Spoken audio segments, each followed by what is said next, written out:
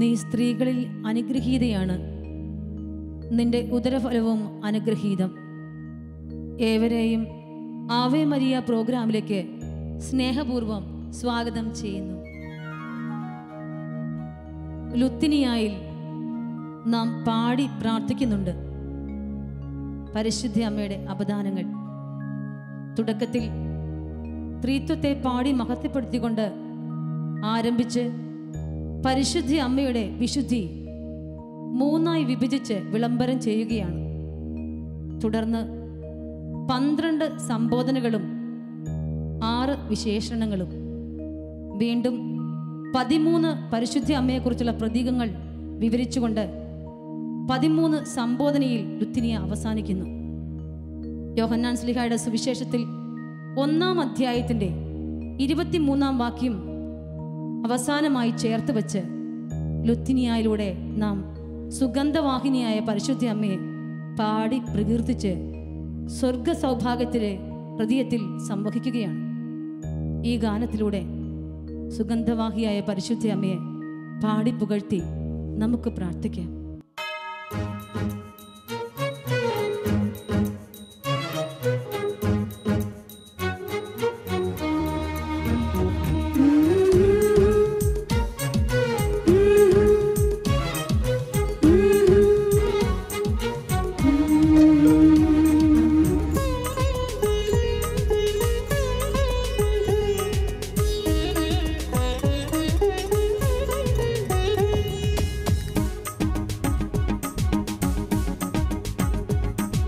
സുഗന്ധവാഹിനി അമ്മേ നിൻ സുതനെ വാഴ്ത്തുന്നു, സുഗന്ധവാഹിനി അമ്മേ നിൻ സുതനെ വാഴ്ത്തുന്നു, സുകൃതങ്ങൾ നിറഞ്ഞിടാൻ സുതനെ വാഴ്ത്തുന്നു, സുകൃതങ്ങൾ നിറഞ്ഞിടാൻ സുതനെ വാഴ്ത്തുന്നു, സുഗന്ധവാഹിനി അമ്മേ നിൻ സുതനെ വാഴ്ത്തുന്നു, സുഗന്ധവാഹിനി അമ്മേ നിൻ സുതനെ വാഴ്ത്തുന്നു, സുകൃതങ്ങൾ സുതനെ വാഴ്ത്തുന്നു, സുകൃതങ്ങൾ നിറഞ്ഞിടാൻ സുതനെ വാഴ്ത്തുന്നു, സുഗന്ധവാഹിനി അമ്മേ നിൻ സുതനെ വാഴ്ത്തുന്നു.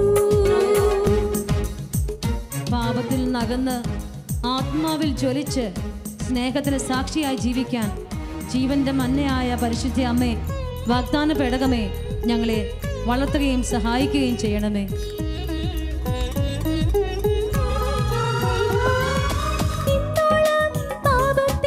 ദുർഗന്ധം പേറും ആത്മാവിൽ റുഹാദൻ ധൂപം നിറയ്ക്കൂ, ഇന്നോളം പാപത്തിൻ ദുർഗന്ധം പേറും ആത്മാവിൽ റുഹാദൻ ധൂപം നിറയ്ക്കൂ, ഓ ആത്മാവിൽ റുഹാദൻ ധൂപം നിറയ്ക്കൂ, സുഗന്ധവാഹിനി അമ്മേ നിൻ സുതനെ വാഴ്ത്തുന്നു, സുഗന്ധവാഹിനി അമ്മേ നിൻ സുതനെ വാഴ്ത്തുന്നു, സുകൃതങ്ങൾ നിറഞ്ഞിടാൻ സുതനെ വാഴ്ത്തുന്നു, സുകൃതങ്ങൾ നിറഞ്ഞിടാൻ സുതനെ വാഴ്ത്തുന്നു, സുഗന്ധവാഹിനി അമ്മേ നിൻ സുതനെ വാഴ്ത്തുന്നു.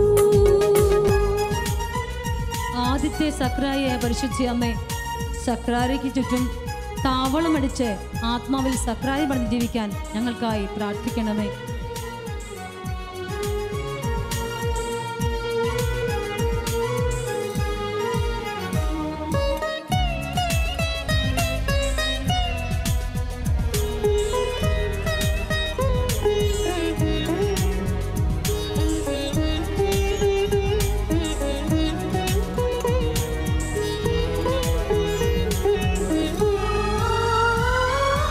ആദ്യത്തെ സക്രാരി നീ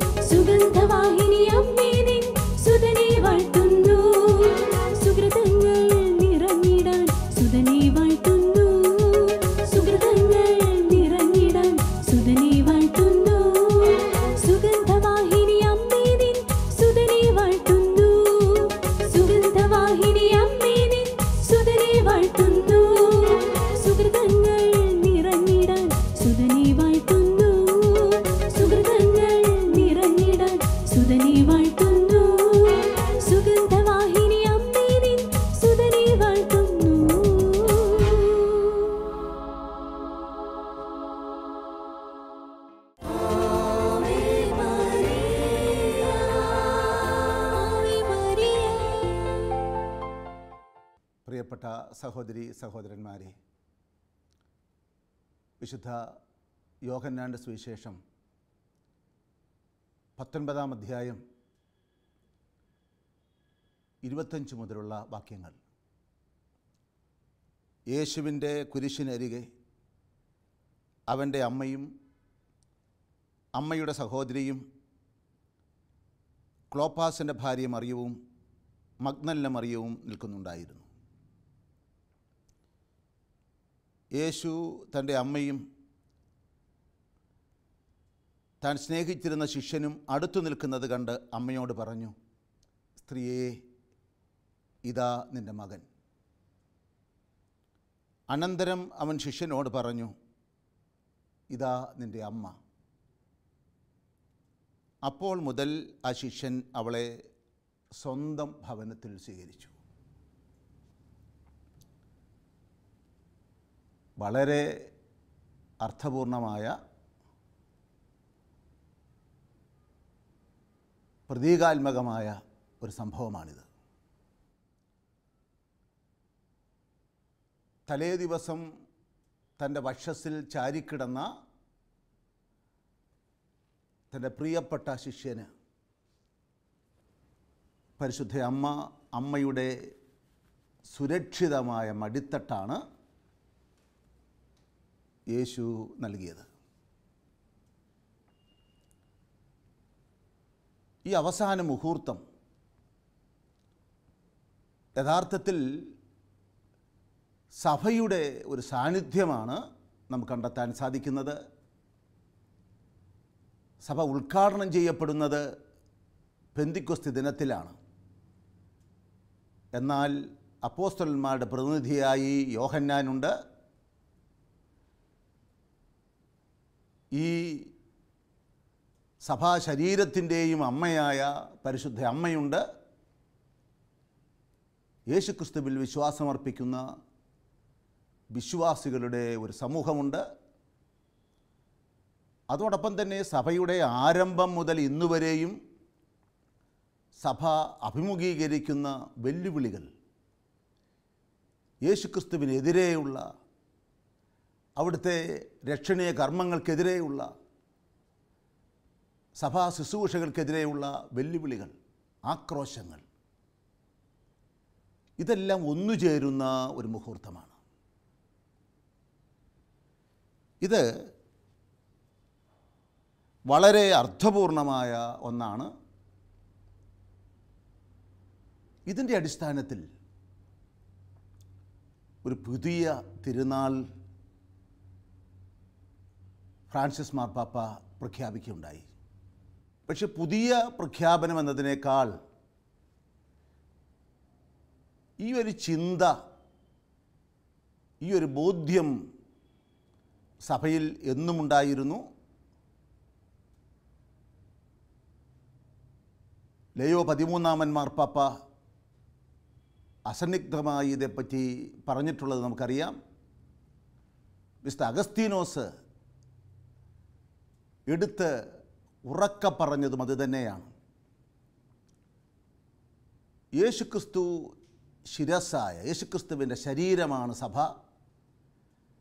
ശിരസ്സിൻ്റെ അമ്മ, അവയവങ്ങളുടെയും ശരീരത്തിൻ്റെയും അമ്മയാണ് എന്നുള്ള യാഥാർത്ഥ്യം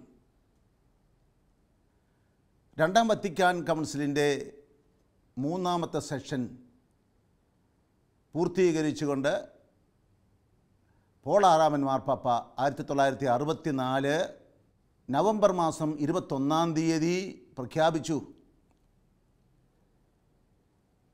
പരിശുദ്ധ അമ്മ സഭയുടെ മാതാവാണ് എന്ന്. ഇപ്പോൾ ഇതൊരു തിരുനാളായി ആഘോഷിക്കുവാൻ ഫ്രാൻസിസ് മാർപ്പാപ്പ ആവശ്യപ്പെട്ടിരിക്കുകയാണ്. റോമൻ കലണ്ടറിൽ ഉൾപ്പെടുത്തിയിരിക്കുന്നു. ഇതിൻ്റെ അടിസ്ഥാനം എന്നാണ് ആഘോഷിക്കുന്നത്? പെന്തിക്കോസ്തി കഴിഞ്ഞു വരുന്ന തിങ്കളാഴ്ചയാണ് ഈ തിരുനാൾ ആഘോഷിക്കുന്നത്. അപ്പോൾ ഇതിൻ്റെ അടിസ്ഥാനമായി പരിശുദ്ധ പിതാവ് എടുത്തു കാണിക്കുന്നതും യോഹന്നാന്റെ സുവിശേഷം 19-ാം അധ്യായം 25 മുതലുള്ള വാക്യങ്ങളാണ്. വിശുദ്ധ അഗസ്തീനോസിനെയും ലയോ മാർപ്പാപ്പായെയും പരിശുദ്ധ പിതാവ് പ്രത്യേകിച്ചും അനുസ്മരിക്കുകയും ആ പഠനങ്ങളെ എടുത്തു പറയുകയും ചെയ്യുന്നുണ്ട്. ശിരസ്സിൻ്റെ അമ്മ ശരീരത്തിൻ്റെയും അമ്മയാണ്. യോഹന്നാന്റെ സുവിശേഷം ഈ 19-ാം അധ്യായത്തിൽ നാം കാണുന്നത് ഇതൊരു ഉടമ്പടിയാണ്. ഇത് ഒരു കോൺട്രാക്റ്റ് അല്ല, ഒരു എഗ്രിമെൻ്റ് അല്ല, ഇതൊരു കവനൻ്റാണ്. എഗ്രിമെൻ്റ് ആണെങ്കിൽ അത് ലംഘിക്കപ്പെടാം. എന്നാൽ ഉടമ്പടിയാണെങ്കിൽ ഉടമ്പടിയിൽ ഏർപ്പെട്ടിരിക്കുന്ന വ്യക്തി അവിശ്വസ്തത കാണിച്ച് ഉടമ്പടിയിൽ നിന്ന് വ്യതിചരിച്ചാലും ഈ ഉടമ്പടിക്ക് മാറ്റം വരുന്നില്ല. ഈ ഉടമ്പടിയിലൂടെ പരിശുദ്ധ അമ്മ ഇപ്പോഴും പ്രവർത്തിച്ചു കൊണ്ടേയിരിക്കുന്നു. ലോകത്തിൻ്റെ മുഴുവനും അമ്മയാണ്, നാഥയാണ്. സവിശേഷമായും സഭയുടെ അമ്മയായി പരിശുദ്ധ അമ്മ പ്രവർത്തിച്ചു കൊണ്ടേയിരിക്കുന്നു എന്നുള്ളതാണ്.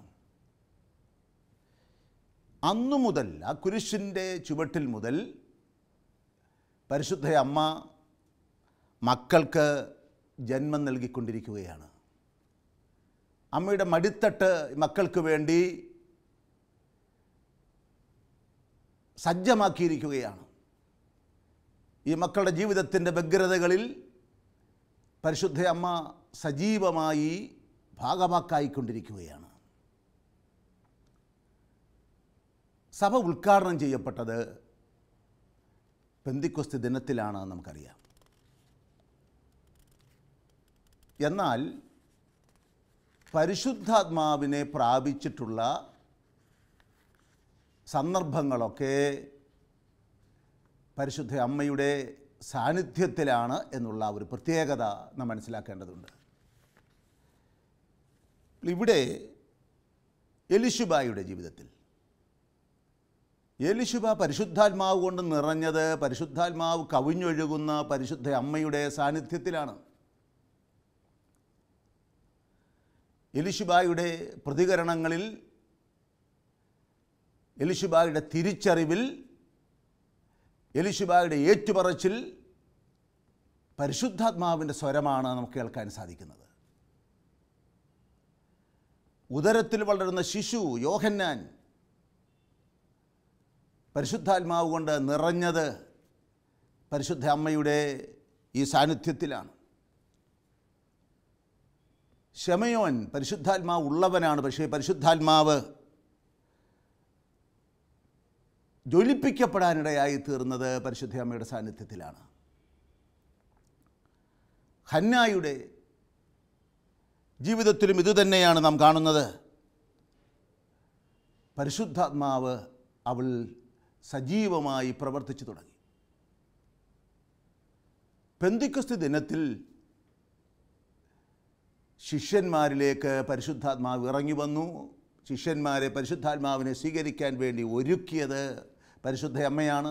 അവിടെ ശിഷ്യന്മാരെല്ലാവരും പരിശുദ്ധാത്മാവ് കൊണ്ട് നിറഞ്ഞു, പ്രവചിക്കുന്നു, പല ഭാഷകൾ സംസാരിക്കുന്നു. ആ സന്ദർഭത്തിൽ പാരമ്പര്യം പറയുന്നത് പരിശുദ്ധ അമ്മ വിങ്ങിപ്പൊട്ടി എന്നാണ്. എല്ലാവരും സന്തോഷം കൊണ്ട് മതിമറക്കുമ്പോൾ പരിശുദ്ധ അമ്മയുടെ ഉള്ളിൽ ഒരു വേദന. കാരണം എന്താണ്? 12 പേരിൽ ഒരുവന് ഈ അഭിഷേകം ലഭിച്ചില്ലല്ലോ എന്നുള്ള വേദനയാണ്. പ്രിയപ്പെട്ടവരെ, 12 പേരിൽ 11 പേർക്കും പരിശുദ്ധാത്മാവിനെ ലഭിച്ചു എന്നുള്ളതിൽ പരിശുദ്ധ അമ്മ സംതൃപ്തയായിത്തീരുന്നില്ല. എല്ലാ മക്കൾക്കും പരിശുദ്ധാത്മാവിൻ്റെ നിറവ് ലഭിക്കണം, ആ ദൈവിക ജീവൻ പ്രാപിക്കണം. അതാണ് ഒരമ്മയുടെ ആഗ്രഹം. അതിനുവേണ്ടിയാണ് അമ്മ ഇങ്ങനെ തത്രപ്പെട്ട് ഇപ്പോഴും വ്യഗ്രതയോടെ വിവിധയിടങ്ങളിൽ പ്രത്യക്ഷപ്പെട്ടുകൊണ്ട് പരിശുദ്ധ അമ്മ കർമ്മനിരതയായിരിക്കുന്നത്. അപ്പോൾ പരിശുദ്ധ അമ്മയെ സഭയുടെ മാതാവായി ഒരിക്കൽ കൂടി ഏറ്റുപറയുന്നതിലൂടെ ഈ പെന്തിക്കോസ്ത ദിനത്തിൽ പ്രത്യേകിച്ച് നമ്മെ ഓർമ്മിപ്പിക്കുന്നത് ഈ അഭിഷേകം നമ്മൾ ഓരോരുത്തരിലും ജ്വലിപ്പിക്കണം എന്നുള്ളത് തന്നെയാണ്. ഇല്ലെങ്കിൽ സഭാ ശരീരം ജീർണമായി പോകും, സാക്ഷ്യം നഷ്ടപ്പെടും, സഭ പരിത്യജിക്കപ്പെടാനിടയായിത്തീരും, പ്രതികൂലങ്ങളെ അതിജീവിക്കാൻ സാധിക്കാതെ വരും. അപ്പോൾ സഭയുടെ അമ്മ യേശുക്രിസ്തു ഉയർത്തെഴുന്നേറ്റ ദിവസം ഖബറിടത്തിലെത്തിയ മഗ്ദലന മറിയത്തോട് യേശു പറഞ്ഞത് എന്താണ്? തന്നെ കണ്ടു, തൻ്റെ സ്വരം ശ്രവിച്ചു, അവളെ പേര് ചൊല്ലി വിളിച്ചു. പക്ഷേ തൻ്റെ അനുഭവം സമ്പൂർണമായി, ഇനി ഉദ്ധിതനായ യേശു അനുഭവം സമ്പൂർണമാകണമെന്നുണ്ടെങ്കിൽ നീ എന്തു ചെയ്യണം? ശിഷ്യന്മാരുടെ കൂട്ടായ്മയിലേക്ക് മടങ്ങിപ്പോകണം. നീ എൻ്റെ സഹോദരന്മാരുടെ അടുത്തേക്ക് മടങ്ങിപ്പോകുക എന്നാണ്. പ്രിയപ്പെട്ടവരെ, ഈ കൂട്ടായ്മയിലൂടെയാണ് നമുക്ക് യേശുക്രിസ്തുവിനെ പൂർണ്ണമായി മനസ്സിലാക്കാൻ സാധിക്കുന്നത്, ഉദ്ധിതനായ യേശുവുമായി താതാത്മ്യപ്പെടാൻ സാധിക്കുന്നത്, പരിശുദ്ധാത്മാവിൽ നിറഞ്ഞു നിന്നുകൊണ്ടുള്ള ജീവിതം നയിക്കാൻ സാധിക്കുന്നത് എന്നുള്ളതും നാം ഓർമ്മിക്കണം. അപ്പോൾ സഭയുടെ മാതാവായി പരിശുദ്ധ അമ്മയെ നാം ഇന്ന് ഒരിക്കൽ കൂടി ഏറ്റുപറയുമ്പോൾ നമ്മുടെ സഭാത്മകത ബലപ്പെടുത്താനാണ് നാം പരിശ്രമിക്കേണ്ടത്. സഭയിൽ നിന്നും അകന്നു നിന്നുകൊണ്ട് പരിശുദ്ധാത്മാവിൽ ജീവിക്കുക സാധ്യമല്ല.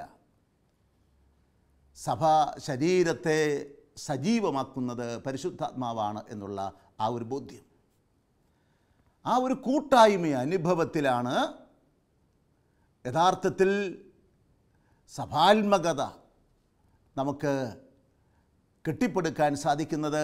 അതിനടിസ്ഥാനമായി നിൽക്കുന്നത് പരിശുദ്ധാത്മാവിനോടുള്ള നമ്മളുടെ ആഭിമുഖ്യമാണ് എന്നുള്ളത് നാം ഓർമ്മിക്കണം. അതിനുള്ള മാർഗങ്ങൾ നാം തേടുക. നമ്മിൽ പാപത്തിലൂടെ, ആസക്തികളിലൂടെ, വെറുപ്പിലൂടെ, വിദ്വേഷത്തിലൂടെ ഈ ലോകത്തിൻ്റെ അരൂപി നമ്മിലേക്ക് കടന്നു വരാൻ സാധ്യതയുണ്ട്. അവയിൽ നിന്നെല്ലാം നാം മോചനം നേടണം. അഭിഷിക്തർ അഭിഷേകത്തിൽ നിലനിൽക്കണം. സന്യസ്തർ സന്യാസ വ്രതങ്ങൾ പാലിക്കാൻ പരിശുദ്ധാത്മാവിൻ്റെ കൃപ ആവശ്യമുണ്ട്. സഭയാകമാനം കൂദാശ ജീവിതത്തോട് പ്രതിബദ്ധത പുലർത്തിക്കൊണ്ട് മാത്രമേ പരിശുദ്ധാത്മാവിൽ ജ്വലിക്കാൻ സാധിക്കുള്ളൂ എന്നുള്ള ആ ഒരു സത്യം നാം മനസ്സിലാക്കേണ്ടതുണ്ട്. നമ്മുടെ കൂദാശ ജീവിതത്തിൽ പരിശുദ്ധ അമ്മ നമ്മെ സഹായിക്കും. കൂദാശകളുടെ കൂദാശയായ വിശുദ്ധ കുർബാന, ആ കുർബാനയിൽ സജീവമായി സമ്പൂർണമായി ഭാഗവാക്കായത് പരിശുദ്ധ അമ്മയാണ്. യേശുക്രിസ്തു ഉദരത്തിൽ ഉരുവായ മുഹൂർത്തം മുതലാണ് യേശുവിൻ്റെ ബലിയർപ്പണം ആരംഭിച്ചത് എങ്കിൽ ആ മുഹൂർത്തം മുതൽ എല്ലാം പൂർത്തിയായി എന്ന് ഏറ്റുപറഞ്ഞുകൊണ്ട് പിതാവിൻ്റെ തൃക്കരങ്ങളിൽ തൻ്റെ ആത്മാവിനെ ഫലമേൽപ്പിക്കുന്നതുവരെ നീണ്ടുനിന്ന ആ ബലിജീവിതത്തിൻ്റെ യാത്രകളിൽ പരിശുദ്ധ അമ്മ സമ്പൂർണമായി ഭാഗവാക്കായി. അപ്പോൾ ഈ ബലിയുടെ രഹസ്യങ്ങൾ മനസ്സിലാക്കാനും ബലിയിൽ സമ്പൂർണമായി ഭാഗവാക്കാകാനും പരിശുദ്ധ അമ്മയുടെ മാതൃകയും പരിശുദ്ധ അമ്മയുടെ സംരക്ഷണവും സഹായകമാവും. അതോടൊപ്പം തന്നെ അനുരഞ്ജനത്തിൻ്റെ കൂദാശ പരിശുദ്ധാത്മാവിൻ്റെ സ്പർശനത്തിലൂടെ നമുക്ക് ലഭിക്കുന്നതാണ്. ആഴമായ അനുതാപം പരിശുദ്ധ അമ്മ നമ്മെ ഓരോരുത്തരെയും പിന്തുടരുന്നുണ്ട് എന്നുള്ളത് ഓർമ്മിക്കണം. അപ്പോസ്തലന്മാരെ, പ്രത്യേകിച്ചും യേശുവിൻ്റെ പുനരുത്ഥാനത്തിന് ശേഷം അപ്പോസ്തലന്മാരെ പരിശുദ്ധ അമ്മ സ്നേഹിച്ചിരുന്നത് തൻ്റെ പുത്രനെ സ്നേഹിച്ചിരുന്നത് പോലെയാണ്. ആ സ്നേഹമാണ് ഇപ്പോഴും എല്ലാ പുരോഹിതന്മാരോടും എല്ലാ വൈദികരോടും പരിശുദ്ധ അമ്മ പുലർത്തുന്നത്. ഈ സഭാശരീരത്തെ കെട്ടിപ്പടുക്കുന്നതിൽ നിർണായകമായ പങ്കുവഹിക്കേണ്ട അഭിഷിക്തരുടെ അഭിഷേകത്തിൽ അവർ നിലനിൽക്കാൻ സഭ ഒന്നായി പ്രാർത്ഥിക്കേണ്ടതുണ്ട്. പരിശുദ്ധ അമ്മയുടെ പ്രത്യേകമായ സംരക്ഷണം നാം തേടേണ്ടതുണ്ട് എന്നുള്ളതും നാം ഓർമ്മിക്കാം. നാം കുമ്പസാരക്കൂട്ടിലെ കനിരഞ്ജനത്തിൻ്റെ കൂദാശ സ്വീകരിക്കാൻ വേണ്ടി നീങ്ങുന്ന ഓരോ വ്യക്തിക്കും പരിശുദ്ധ അമ്മയുടെ പിന്തുണയും സംരക്ഷണവും പ്രത്യേകമായി ലഭിക്കുന്നുണ്ട്. പ്രിയപ്പെട്ടവരെ, പരിശുദ്ധ അമ്മ സഭയുടെ പ്രതിരൂപം തന്നെയാണ്, സഭയുടെ അമ്മയാണ്. ഈ അമ്മയുടെ പരിശുദ്ധി ഈ സഭയിലാകമാനം നിലനിൽക്കാൻ, യേശുക്രിസ്തുവിൻ്റെ ശരീരത്തിൻ്റെ പരിശുദ്ധി ഈ സഭയിലാകമാനം നിലനിൽക്കാൻ പരിശുദ്ധ അമ്മയുടെ സംരക്ഷണവും മാതൃകയും മധ്യസ്ഥതയും സഹായകമാകട്ടെ എന്നൊക്കെ പ്രാർത്ഥിക്കാം.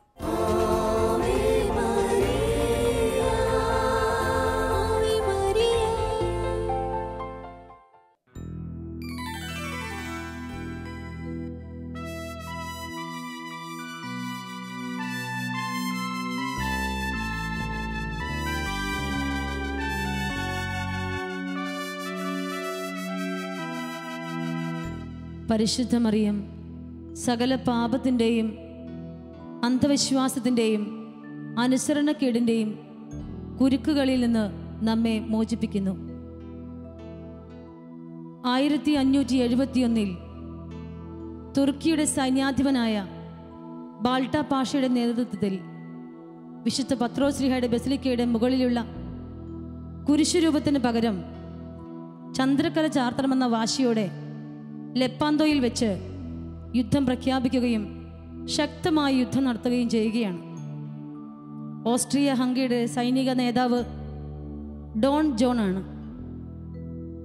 പരിശുദ്ധ പിതാവ് പയസ് 5 വിശ്വാസികളോട് ജപമാല കയ്യിലെടുത്ത് പ്രാർത്ഥിക്കാൻ ആഹ്വാനം ചെയ്തു. ലെപ്പാന്തോയ്ക്ക് നേരെ തിരിഞ്ഞ് പരിശുദ്ധ പിതാവ് ജപമാല ചൊല്ലി പ്രാർത്ഥിക്കുകയാണ്.